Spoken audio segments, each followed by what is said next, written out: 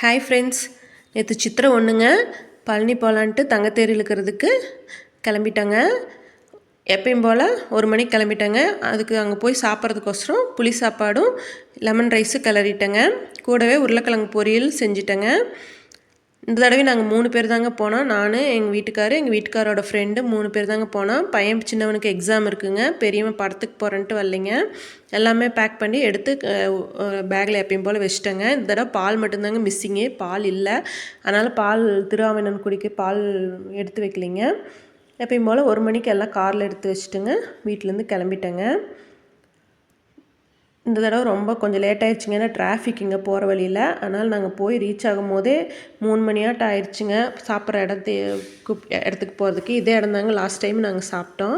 இந்த இடத்துல தான் 3 மணிக்கு கரெக்டாக இங்கே வந்து சாப்பிட்டுங்க 3:30க்கு கிளம்பிட்டோம். அங்கே அதே மாதிரி 4 மணிங்கெல்லாம் நாங்கள் திருவாவினன்குடி போயிட்டோங்க.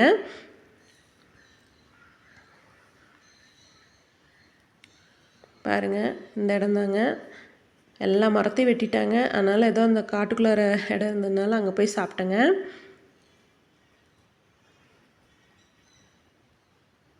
பாருங்கள், ரயில்வே ட்ராக் பழனி என்ட்ரி ஆகுறேங்க. இங்கேருந்து பார்த்தாவே பழனி மலை நல்லா தெரியுதுங்க. நான் லாஸ்ட் டைம் பார்க்கல, நோட் பண்ணல. இந்த தடவை தான் நோட் பண்ணேங்க.